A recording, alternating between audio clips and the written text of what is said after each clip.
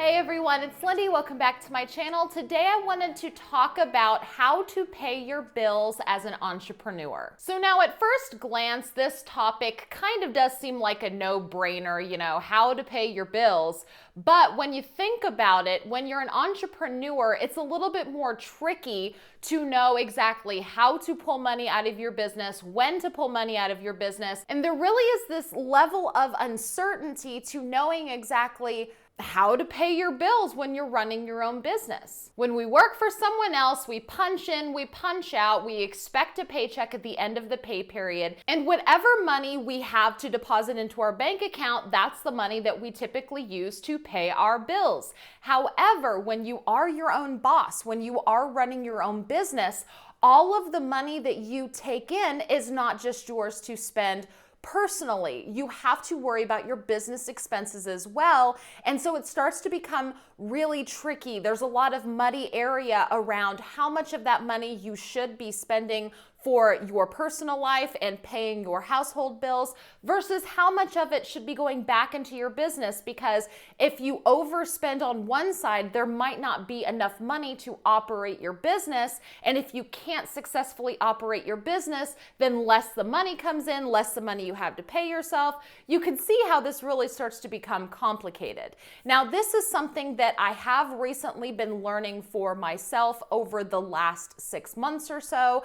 I have been running my own business for years at this point. However, as a lot of you know, I am married. So I did have a dual income household. However, about 6 months ago, we did learn that my husband's government contract was about to be terminated. So it looked like we were going to soon be becoming a one income household where my income was the only one that was going to be paying our bills, and that really threw a wrench in our budget. And that was really going to be a big change for us, because it was always my husband's income was a lot more reliable because he punched in and punched out, versus my income where I would have some good months or I would have some bad months.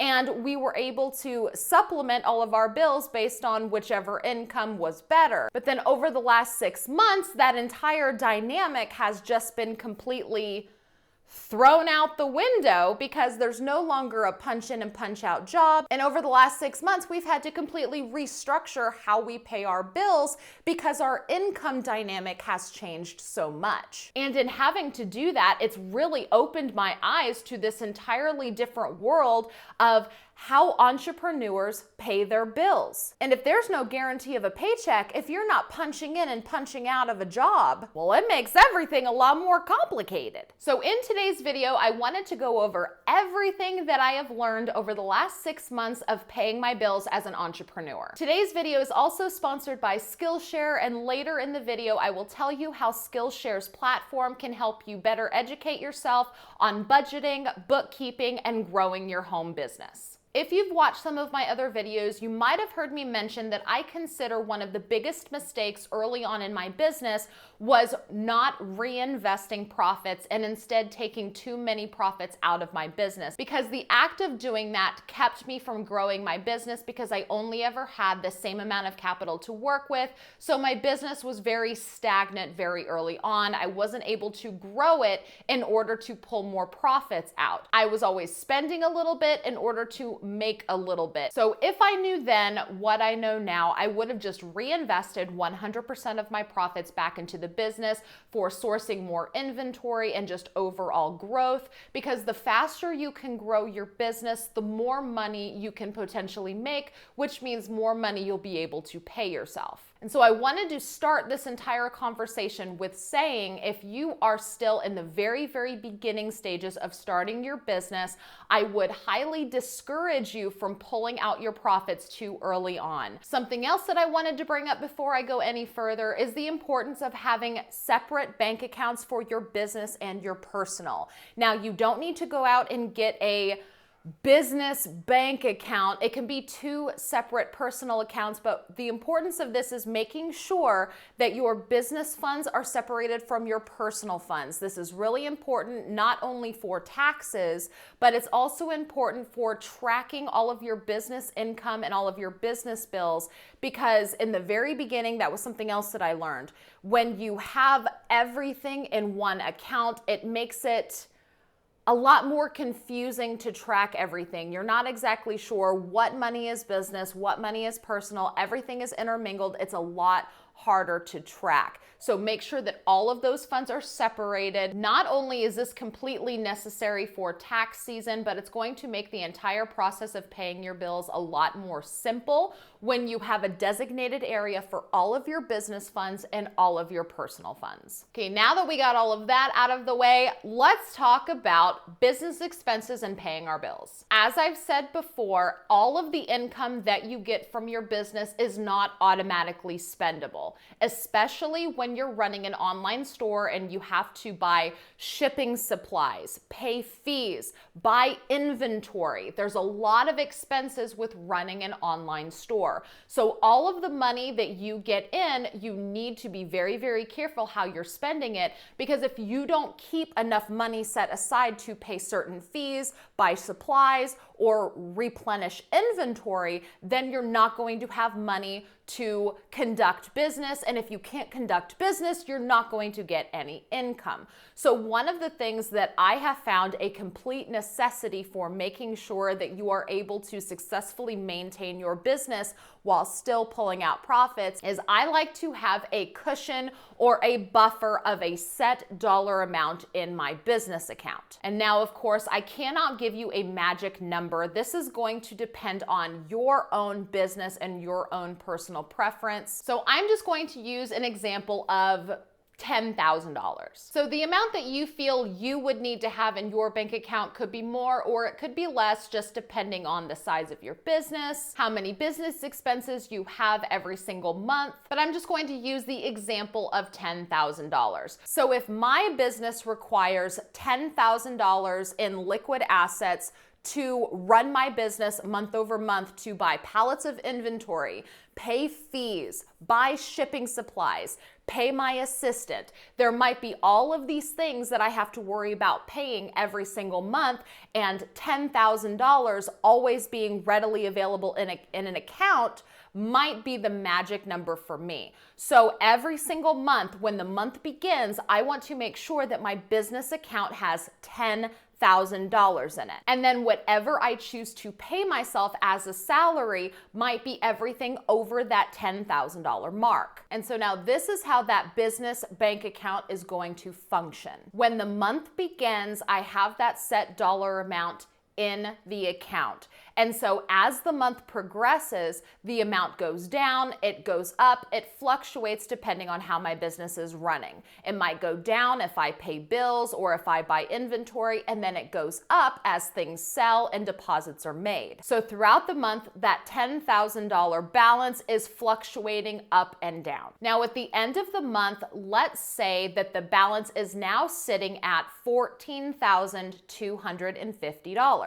So in this circumstance, anything over the balance of $10,000, I would be removing from the account to pay myself. So in this example, I would be paying myself $4,250 from the bank balance. So now this is not a one-size-fits-all way of paying yourself from your business, but this is probably the most simplified way of doing it without going the route of becoming an S Corp or a C Corp and cutting yourself a legitimate paycheck for profits at the end of every single month. This is very, very simplified way. It's a beginner way to start pulling profits out of your business without actually harming your business, because what is happening here is there is always that set dollar amount in this business bank account in order to make sure that you are able to continue running your business without running out of the funds that you need in order to maintain it. And you are just simply saying that there is a set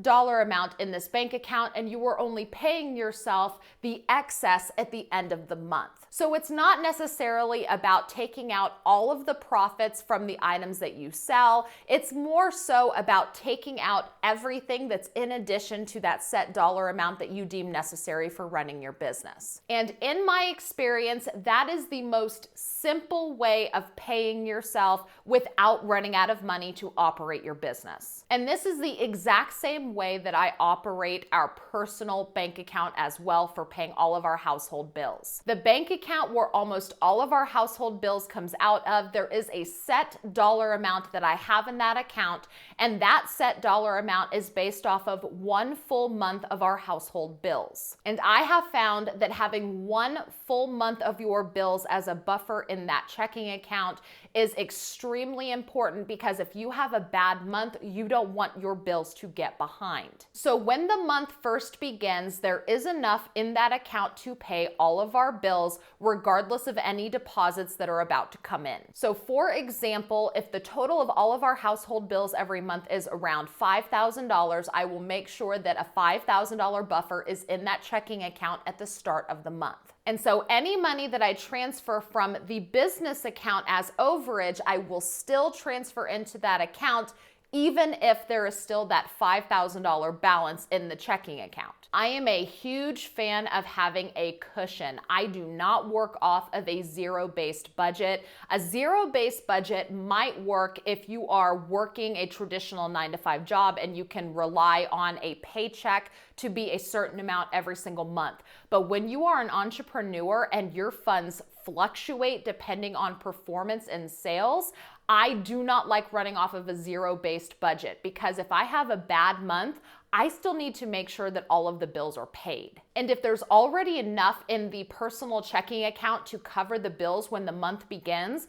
if I have a bad month, that's a lot less stress. So if our household bills are $5,000 every single month, and I'm only transferring over $4,250 from the business account, that right there tells me that sales were so slow that there wasn't enough funds to cover all of our monthly bills. And I know that when the month first begins, so that means that I can bust my butt a little bit more throughout that month without having to worry that the bills aren't going to get paid, because there's already enough money in the checking account to cover it. That is probably the one thing in this video that I cannot stress enough, is the importance of having a good, steady, full month buffer in each business and personal account to make sure your bills are paid. Because as an entrepreneur, our income fluctuates tremendously. If you start off the month bad, you're going to be worried about not being able to pay your bills if you don't have that buffer in place. Something else that I am an advocate for is keeping your household expenses as low as possible. Now, this kind of seems like a no-brainer. However, there is something to be said for minimizing your bills as much as possible, because the less bills that you have, the less pressure you have on yourself if you have a bad month.